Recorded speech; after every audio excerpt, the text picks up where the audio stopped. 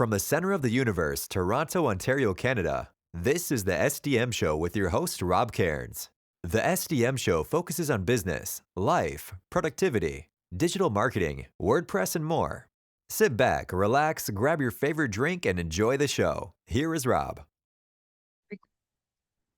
Hey everybody, Rob Cairns here. In today's show, I have Mr. Ryan Waterbury with me. And Ryan and I in Agency Chat are going to talk about when you have too much work, it's time to raise your prices. Sit back, relax, and enjoy this fascinating discussion. The SDM Show is brought to you by Stunning Digital Marketing, the digital marketing concierge that helps you put all your marketing pieces together. We are your marketing experts. We are also your WordPress security experts and know how to lock down a website and protect yourself from bad actors. So contact us at Stunning Digital Marketing today. Hey everybody, Rob Cairns here. And today I got my good friend, Mr. Ryan Waterbury. We're going to do Agency Chat. Hey Ryan, how you doing, man? I am pretty good for a Monday morning. Yeah, well, at the time of this record on Monday, when this comes out, it will be a Thursday, more than likely. But me too. It's I don't know, it's overcast. You can see it's a little dark here. Sorry guys, but I'm not in my usual spot. So what else is new?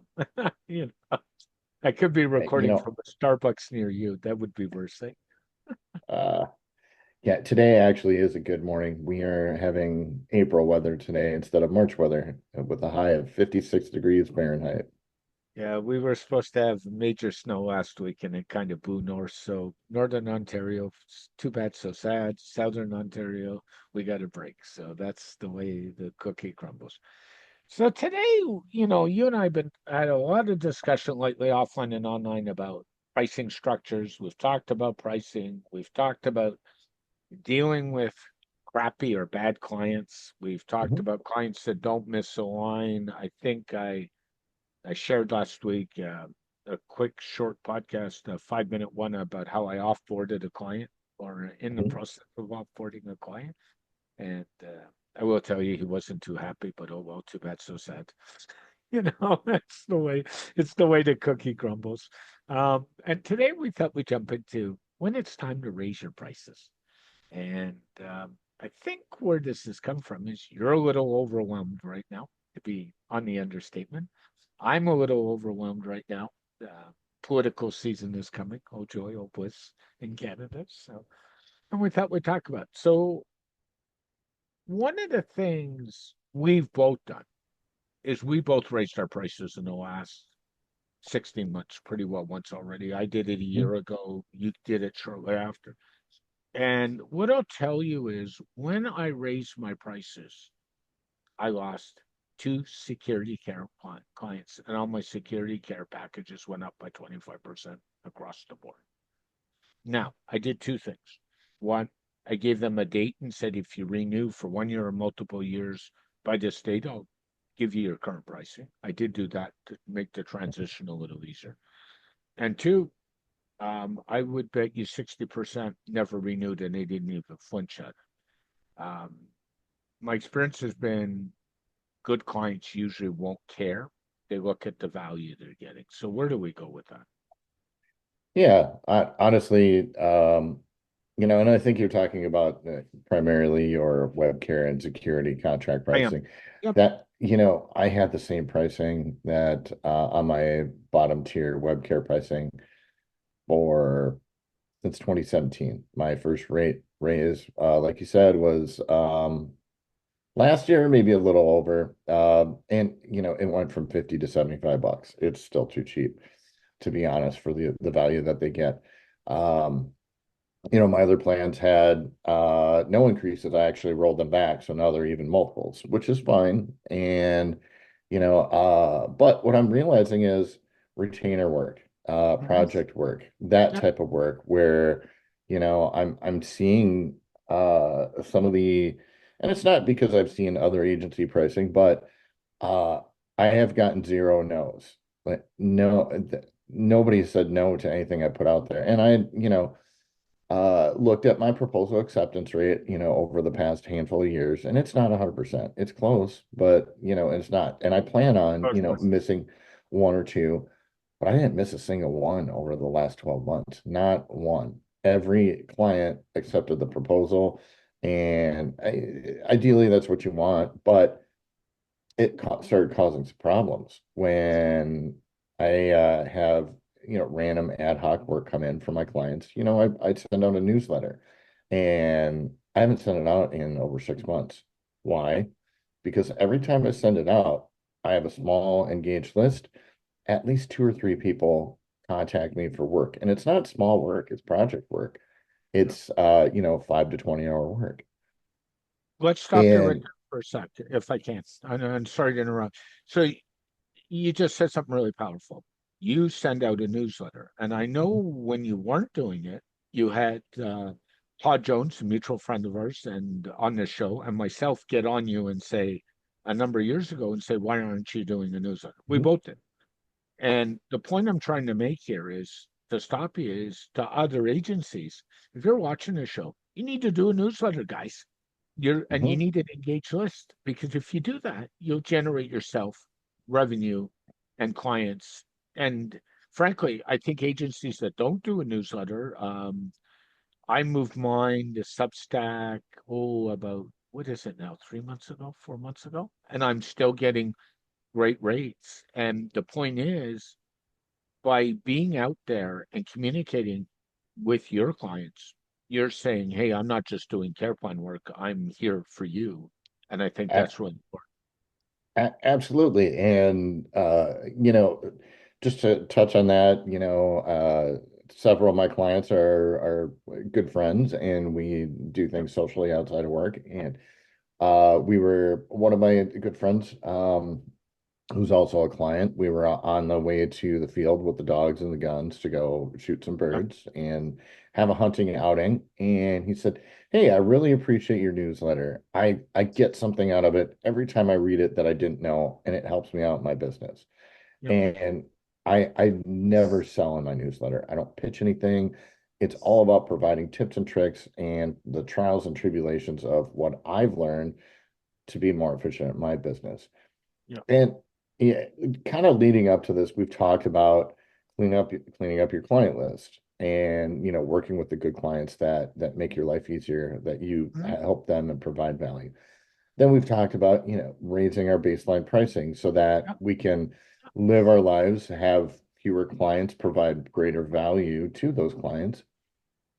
And when that's not enough, you need to look at it again. And really, where I'm looking at it is my project pricing and and bidding on some work. And I had some eye-opening moments where, yeah, I'm I'm still thinking like it's 2020 when I look at my pricing and on some things, and I had to just sit back and think, no, the value of the dollar and what people are paying now is much higher, and it Yep. is. And what really sparked me to think about that is I've gone through and I've done all the efficiency things that I can do. I've made good partnerships with a couple of other agencies to do work in tandem that complements mine, Yep. and still finding that the workload is heavy, and at a certain point you hit that burnout. I've been there.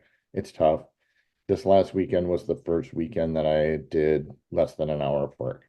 It was 30 Yeah. minutes and I was done on Saturday. And I'm gonna stop you there too, because I think that's really important, is to say I did less than an hour of work. And I know you work most weekends. I work many weekends. I did what did I do? I ran backups yesterday, which I normally do on Monday, knowing today this afternoon was going to be a bit of a shit show. So I Mhm. decided to do that. But beyond that, that was it. And I think the other lesson here to agency owners, hitting burnout stage is not very good. And because we all have lives outside of work too. One of the reasons, as you know, I'm going on 4 weeks with a new phone. And you know what I didn't put back on my phone, don't you? No social media on that phone at all. Well, now I'm lighting a little bit. There's no scrolling social media. There is direct messages on that phone because I Sure. do, but I've taken off. And my partner Tiz was saying to me, we're out. She said, your phone's not going ballistic today. And I said, there's no social on my phone. It's like wonderful. Now, it does sit on my iPad, and I do have a mobile device, but the reality is I'm less likely to pull the iPad out of my bag than I am the phone out of my pocket. So, there's some of that. But what we're doing here is we're talking about you got to manage the burnout problem because we all hit it. Mhm. And then it comes into the stress and the anxiety and the whole mental health issue of being an agency owner. And that's a bit of a problem too. Right. What really hit it for me was Yeah. Getting sick I was last year? overbooked. Yeah, getting sick a couple of years ago, Yeah. and ending up in the hospital. I Yeah, me too. slowed down my workload where, and I thought about that when I was getting ready this morning on how we were going to present the show. And that's the first point where I got back to working every day. Now, Mhm. when I say that, my hemoglobin was at 4 parts per deciliter. You'd start having organ failure when it's under 6.5. Yeah. I needed to take breaks after. I would take a nap after we'd have an intense meeting. It was that bad. You and I would And record so a in order, podcast and you'd be burned out at the end of 45-minute podcast. Mhm, Yeah. I remember exactly. those. Yeah. So I got into the bad habit at that point of working every day. And honestly, it was the thing to do because I still needed to move the ball forward, but I was not working all day every day. And, as I recovered and started adding work back in, I continued to work every single day. And that never stopped. And then I found myself working 12-hour days, 7 days a week. And what really crunched it was over the past couple of months, we had some family events and a death in the family. Yeah. And that just made me stop and think that I'm not a spring chicken and I'm not spending the And you're quality younger time than with me. my family. And yeah, and so I had to say, no, this is enough. And I see light at the end of the tunnel. And when we get there, I I needed to clear my schedule out so I could bid on more work. And I Yeah. have a bunch of proposals sitting waiting to be done. And the thing of it is, uh, I had to make a decision. I don't want to, be running around, not making enough money to make ends meet, be stressed out, and at the end of the day, not be happy. And No, I got into I, this because I love doing it. I yeah, enjoy the job and helping people. But if you're not happy, you gotta go find something else, yeah, honestly. I agree with you. It's funny. We talk about hospital stays, and at this time last year, as you know, I was sitting in a hospital dealing with an abscess that turned into a diabetic crash. And I think I've shared this with you, but I've certainly shared it on the podcast. I almost packed the podcast in, my business in, and everything at that time. I came really close. I was kind of, it's amazing when you have 8 hours a day to think and relax. Now, what the hospital stay did do was it forced me to chill for 8 days. So that wasn't a bad thing. It's self-imposed chill. Right, but you didn't make that decision. Your decisions made it for you. My data Uh, for you. And what I'll say yeah. very publicly, and I've shared this with Tiz, and I've shared this with family, and I shared this with friends, is Tiz Maroney, my partner, is a big reason why I didn't pack in the podcast or the business. I've talked about on the show more than once about how she always inspires me. She's been in her job now for 36 years, believe it or not, and counting. So, which is unreal in this time and age. And but it's amazing how people around us help us make these decisions sometimes. Oh, absolutely. But we talked about the title of the show is, raising your pricing. Hmm. And I think we've looked at it on how we always do. We rationalize it and we've explained Yeah. why we get to that point. And honestly, I started to talk about, I've seen a few other proposals come across, and I was just blown away at the dollar amount that they were asking. And uh, and then I just said, I know I'm not losing work, but Yeah. at the end of the day, there's only so much work you can do, even if you're not Yep. a solo agency. Yeah, you have to be honest about that. And then you have to evaluate the quality of the work. And the one thing that I have tried not to let slip, even when I've been busy, is the quality of work. Unfortunately, what happens is it just takes longer. Yep. So in order to do that, and in order to do the type of work I want to do in the time that it should take, we're absolutely going to grow and, working on steps to do that. But it takes money to do that. And, when you start talking that you want to run an agency, you don't have to charge big agency prices, but you need to charge what you're worth and you need to be at market rates. So, Stop there you for a know, second. I want to hit on that. Charge what you're worth and market rates, and that's really important. I think in the WordPress space, a lot of agencies don't charge what they're worth, so we have to deal with this lowballing the pricing all the time. So that's problem number one. I don't worry about it anymore. It's like, okay, go away. That's my personal attitude, and you don't either because you don't have to. But that's really important. And charging what you're worth isn't saying to somebody, you need an hourly rate. And, people come to you and say, oh, this should take 2 hours and I'll pay you this by the hour. That's not charging what you're worth. Charging what you're worth includes your expertise, how long you've been in the business, what tools you use. You got to keep the lights on at your home and your office. Plus, you got to make a profit, or there's no point in doing this, right? So, exactly. And, it really, it came back from backtracking where I said, am I putting enough away for taxes? Am I saving enough for yep, retirement? yep. I'm working myself to death, and if I had to step out tomorrow, am I taking care of myself? Absolutely not. And when came to that realization, I said, I need to change what I'm doing because I'm not Mhm, happy. mhm. And I've done everything else that I can do to become more efficient and Yep. streamline and do good things with my time. I still haven't found a good, time system throughout the day. Time blocking is the closest that I've ever gotten, and it kind of works. But I think that that's not the problem. It was because I had too many things from too Yep. many people. Yep. So in order to be more successful, and my clients I know will be more successful because I can give them more attention when I have fewer of them. Yep. It's not to say that I don't want to help a lot of people. It's me personally and everyone, every agency owner, you only have so many hours in the day. Even if you use all 24 for work, they're not going to be efficient. You need time for yourself. You need time to rest, eat, sleep, be social, unwind, relax. Yep. And when you start taking those things away, your productive time goes way down. The other, And I realized that really hard. And sometimes you just need to get through it. And that's the other side of the coin. If you see yourself struggling, there's that point of buckling down and just getting through the work, but there needs to be an end point. And if there's not one, then you need to start saying no immediately. yeah, the other I know I thing, interrupted something where you're going to go.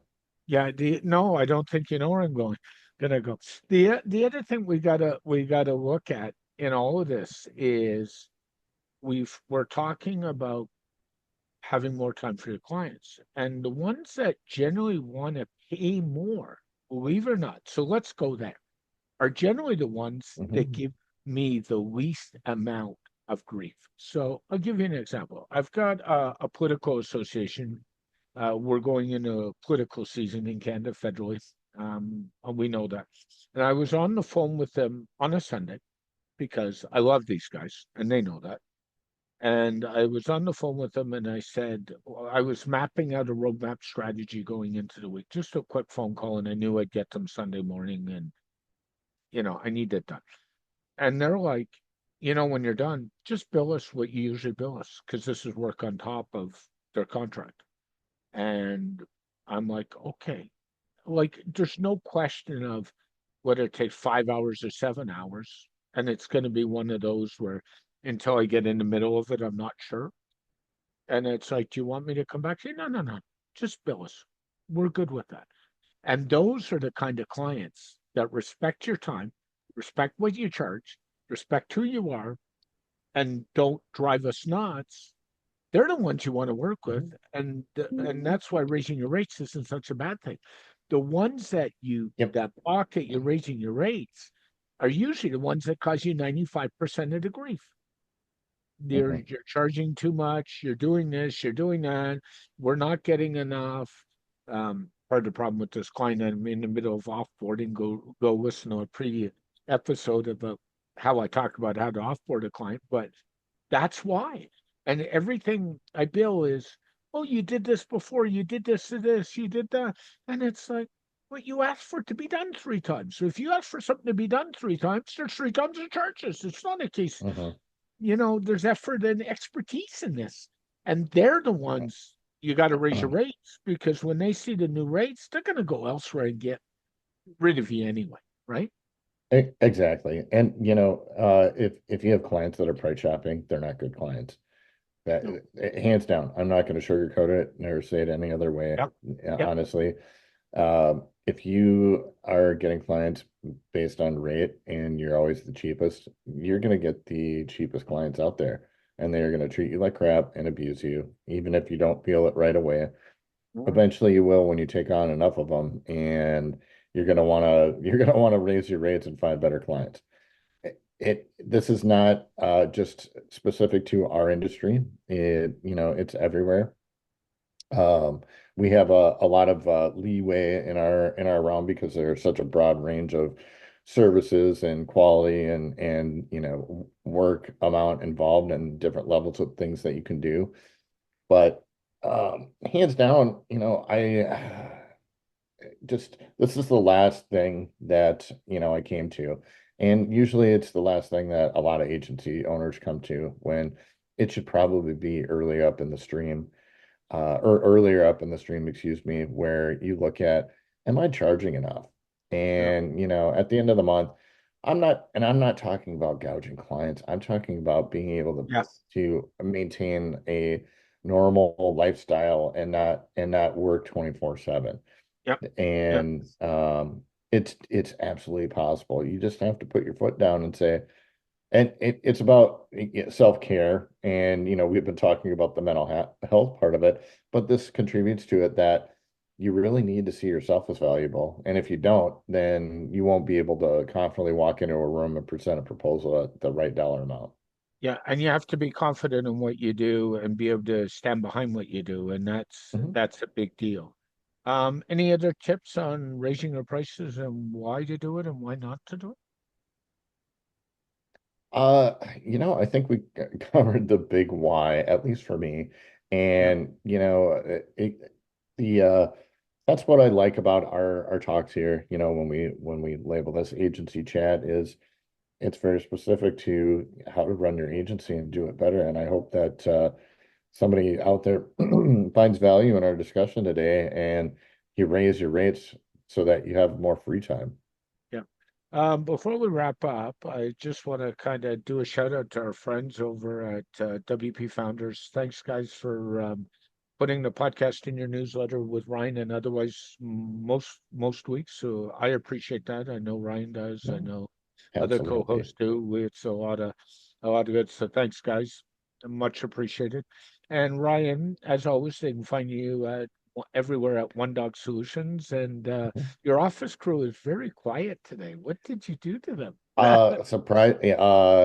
Like I said, it's nice. So we got an early morning walk today when it was about freezing, and I'm enjoying this March, April weather. I'm all for the global warming we're getting. Yeah, we are as of I just looked, we are 1 degree below freezing Celsius, but we had that snow 2 weeks ago we were talking about. Then we went to 7 degrees Celsius, so some of it melted. We dropped back down over the weekend, and we're going warm again. So we're into typical Toronto weather in March, up and down, which tells me my head is going to be up and down. But as al Exactly. as always, Ryan, thanks so much. You have a wonderful week, my friend. Be well. You too. This podcast has been brought to you by Stunning Digital Marketing, your digital marketing concierge to help the business owner put all his pieces together, whether it's email marketing, WordPress security, WordPress design and development, PPC, and more. Tech, stunning digital marketing for all your digital marketing needs today.